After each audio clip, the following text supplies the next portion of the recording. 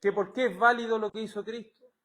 Porque si el antiguo pacto se inauguró con sangre, el nuevo pacto se inauguró con una mejor sangre. ¿La sangre de quién? La sangre de Cristo. Entonces esto hace mucho mejor el nuevo pacto que el antiguo pacto.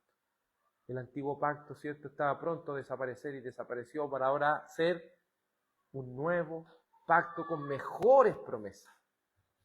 Mejores promesas. Entonces, es aceptable que una iglesia quiera volverse judaizante. ¿Es aceptable?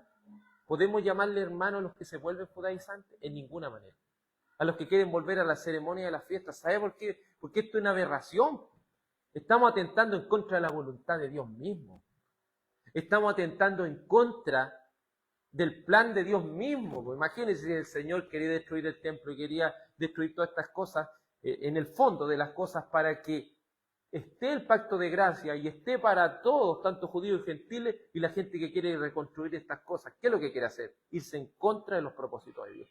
Entonces, cuando vea iglesias que se quieren colocar un kipá, que quieren dejarse, ¿cierto?, las barbas aquí, y quieran dejarse, ¿cierto?, esos pelitos ahí, que quieran ir y hablar, en vez de decir Jesús, dicen Yeshua, y empiezan con toda esta cosa. Y se acuerda que hubo un tiempo, los que se acuerdan, en que las canciones eran como medias judías y anduvo de moda eso. Hay algunos que quedaron con esa moda, pero en realidad de las cosas, que eso es una aberración, es una herejía. Es una herejía. Porque todo eso fue cumplido por Cristo. Y no podemos volver a desenterrar el antiguo pacto, porque estaríamos diciendo, Señor, no me gusta tu pacto nuevo. Miren, por eso hay que ser en este sentido, hermano, en el Señor, hay que ser tajante. Todo el que se llama judaizante o el que esté practicando estas cosas no es hermano. No es pastor, no es nada. Mientras no crea en lo que la palabra de Dios dice, mientras no entienda que el nuevo pacto es mucho mejor. Y ha sido instaurado con la sangre del mismo Cristo. Siguiente texto, por favor. Y antes que lea la hermana Joana, el hermano Claudio va a buscar Hebreos 9:10. Hebreos 9:10. El hermano Eduardo, Hebreos 10:1. Hebreos 10:1. Hermano Wilson va a buscar 1 Corintios 5:1. Y por último la hermana Yael, 1 Corintios 8 al 10. 1 Corintios 8, perdón, 1 Corintios 9, 1 Corintios 9, del 8 al 10. Ahí sí. Ahora sí, hermana Joana, por favor. Pues si aquel primer pacto hubiera sido sin defecto, nos hubiera buscado lugar para el segundo, porque reprochándolo, él dice, miren que vienen días, dice el Señor, en que estableceré un nuevo pacto con la casa de Israel y con la casa de Judá. Cuando Dios dijo, un nuevo pacto hizo anticuado al primero, y lo que se hace anticuado y envejece está próximo a desaparecer. Entonces, para aquellos que quieren seguir y volver al antiguo pacto, ¿qué les podemos decir nosotros? Si ese antiguo pacto hubiera sido sin defecto, entonces ¿para qué vamos a hacer un nuevo pacto? ¿Entiende la realidad de esto? Entonces, las personas que dicen, no, es que el antiguo pacto era incapaz. Solo el nuevo pacto es capaz. Y si el antiguo pacto tenía cierta validez era porque apuntaba a Cristo, pero una vez que viniendo Cristo, mostró la perfección misma y la imagen misma de las cosas. Entonces, cuando dijo Dios nuevo pacto, eso quiere decir que el antiguo, ¿qué iba a hacer? Desaparecer. Desaparecer. Entonces, a veces no entiendo a los cristianos diciendo, no, es que los judíos igual sirven a Jehová. Pero si alguien no cree en Jesucristo, ¿puede ser salvo? ¿Entiende? ¿No? Esos judíos que estén ahí una y otra vez en ese muro, no sirve de nada, no son nuestros hermanos. Porque el que niega al Hijo está negando al Padre mismo. El que rehúsa creer en el Hijo es un anticristo. Sí lo dice Juan con toda propiedad. Entonces yo no entiendo esa hermandad que quieren hacer con los judíos que no son cristianos. No hay hermandad con ellos. Solamente con los que son cristianos y están en la iglesia compuesta por judíos y gentiles. Y no que ellos sean cristianos más especiales que nosotros. Porque la misma sangre nos ha redimido. La sangre que tiene una validez preciosa y absoluta. Hebreos 9:10, por favor. Ya que tienen de ti que ver solo con comidas y bebidas y diversos lavamientos, ordenanzas para el cuerpo impuesto hasta el tiempo de la reforma de las cosas. Entonces entendemos que el escritor al libro de los Hebreos, amado, esta era una carta, pero una bomba, si lo podemos decir así. Por eso a los hebreos, a los judíos de la dispersión, a los judíos que están allá mismo, a todos los de la lengua hebraica, va dirigida esta carta a los hebreos. De acuerdo, si usted analiza esta carta a los hebreos, una carta muy hermosa, muy potente. Y en esta carta, que no sabemos quién fue el autor, sí se puede dar a entender que los sacrificios todavía lo estaban haciendo. Entonces esta carta es una bomba, es decirle, ¿sabe? Todo eso que están haciendo ahí no sirve, porque Cristo ya fue sacrificado.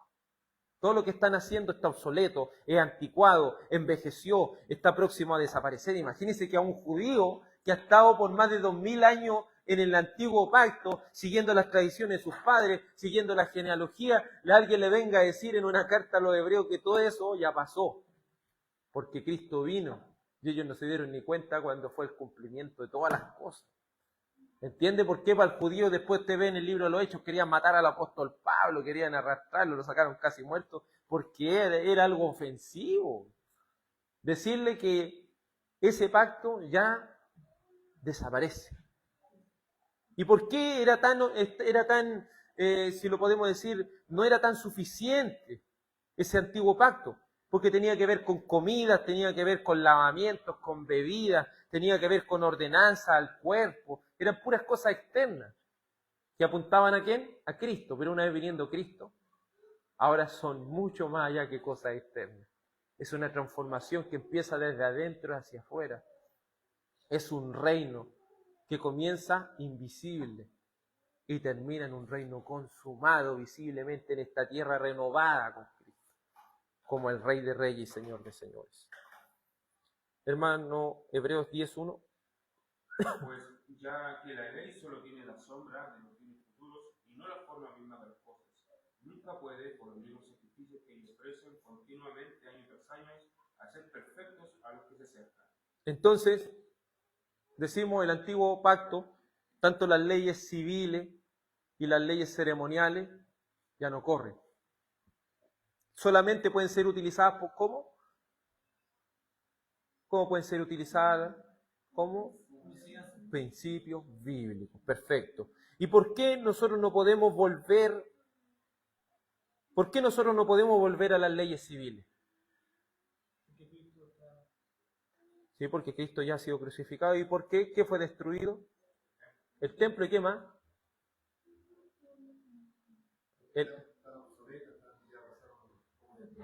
¿Pero qué fue destruido? El templo, ¿y qué más? El Estado de Israel. ¿Se acuerdan? El Estado, su gobierno teocrático, eso fue destruido. Entonces eso le da paso a un nuevo pacto. Ya ellos no pueden levantar esas cosas porque ya no está el gobierno teocrático, ya no está lo que es, ya no está el templo donde ellos ofrezcan los sacrificios. Entonces no podemos hacer leyes ceremoniales, no podemos hacer estas leyes civiles. Pero tal como lo vimos anteriormente, termina este párrafo 4 así.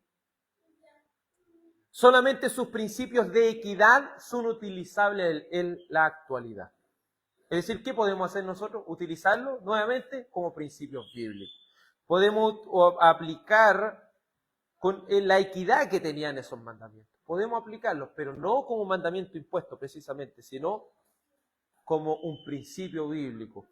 Sam Waldron en su comentario dice que su aplicación con fines de promover la equidad son válidos en los estados modernos, como en la iglesia y en cristianos modernos. Es decir, nosotros podemos sacar principios bíblicos de las leyes del Estado de Israel, pero utilizarlos como principios bíblicos, podemos utilizarlos como principios de equidad. Ahí nos va a dar un ejemplo, 1 Corintios 5:1, por favor. 1 Corintios 5:1.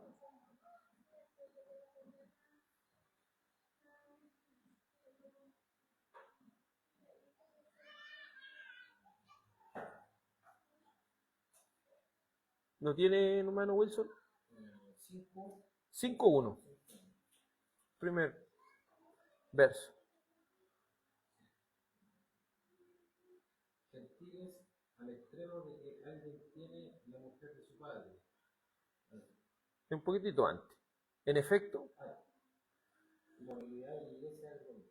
En efecto, se oye que entre ustedes hay inmoralidad, y una inmoralidad tal como no existe ni siquiera entre los gentiles, al extremo de que alguien tiene la mujer de su padre. hasta ahí. Entonces vemos que en la iglesia de Corinto está ocurriendo algo horrible. Un joven, ¿cierto?, hijo de su padre, está haciendo lo que no se debe con su madrastra. Entonces, ¿qué hace el apóstol Pablo? Utiliza un principio bíblico de Deuteronomio 22:30. Deuteronomio 22:30. ¿Qué quiere decir ese? ¿Se acuerdan? No puede tener relaciones, ¿cierto?, un hijo con su madre ni con su... ¿Se fija?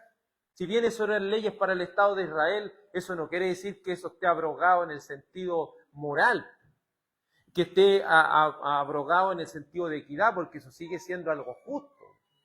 Entonces ellos utilizan ese principio ahora como algo de equidad. Entonces que en un país eso se permita, eso también se puede modificar, porque también es un principio bíblico que es aplicable a un Estado, a una escuela, a una formación de padres. Todas estas cosas son aplicables, que nosotros podemos compartirlas, pero como principio bíblico, no como una teocracia. ¿Entiendes?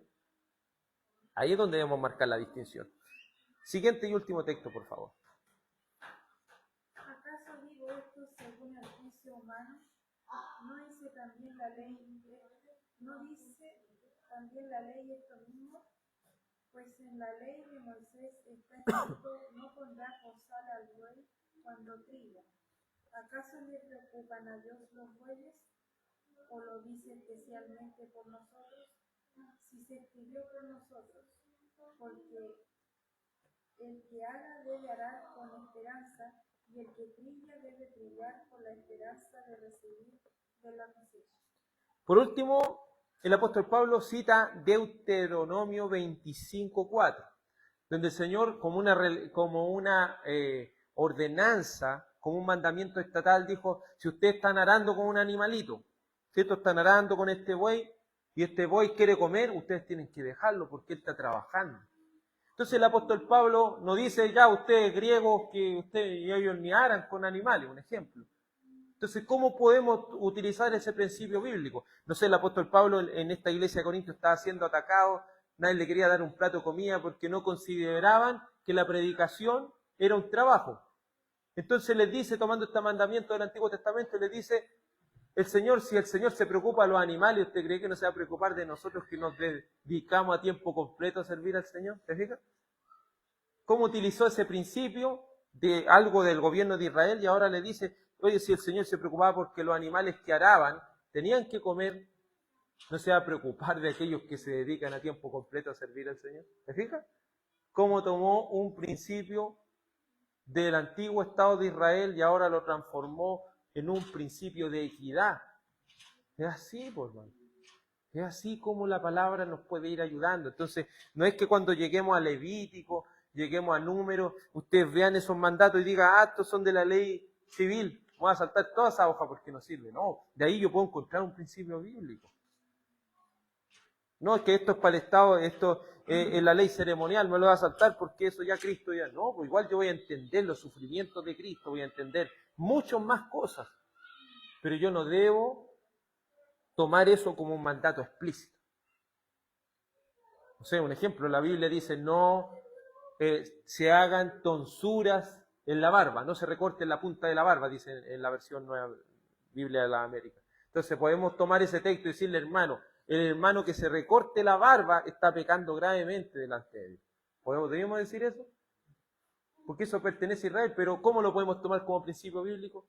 Hermano, si se está poniendo muy vanidoso, tenga cuidado. ¿Me entiende, no? Podemos llegar a esas cosas, pero no como algo así estricto, como algo, no sé, no usará ropa de hombre y ropa de mujer, hermana, todos tienen que usar falda, porque eso no tiene asidero y argumento bíblico, pero sí podemos tomar eso y decir: si alguien quiere vestirse como afeminado, mejor entienda que eso no corresponde. Si alguien quiere venir a exhibir su cuerpo, mejor entienda que eso no corresponde. ¿Me entiende cómo puedo sacar un principio bíblico, pero no una ordenanza así? Hermano, la ley dice que... Porque si no voy a caer en eso. Voy a ir a Levítico y Levítico me va a decir algo aquí arriba y yo voy a decir eso sí, y después irme abajo, esto no, esto sí, esto no, no, y la Biblia no es que yo esté eligiendo que yo sea el amo y diga esto sí y esto no, no. Debo identificar si es la ley del Estado, ley civil. Entonces, para eso entendemos la ley moral, los 10 mandamientos. El Señor siguió diciéndolo, el apóstol Pablo siguió diciendo los mandamientos y cada uno de los que escribieron siguieron en el nuevo pacto hablando de la ley moral y eso es lo que aplica directamente a nosotros. Eso no es algo negociable porque dice, no matarás, no ofenderás a las personas. ¿Entiende que es lo mismo? No hurtarás. Entonces, todas esas cosas, esos son mandamientos explícitos y que están en el nuevo pacto. Pero los demás solamente son principios bíblicos. En conclusión, el propósito de la ley ceremonial era prefigurar ¿a quién? A Cristo. ¿Y qué prefiguraba, hermana Yael? La ley ceremonial. Que Cristo iba a venir, ¿cierto? ¿Y qué más? ¿Alguien que pueda ayudar a hermana Yael? Que Cristo iba a venir. Que Cristo iba a sufrir, ¿cierto? Perfecto. La abrogación de la ley ceremonial tiene su fundamento en el Señor Jesucristo, quien es el verdadero Mesías y legislador. ¿Quién le dio este poder a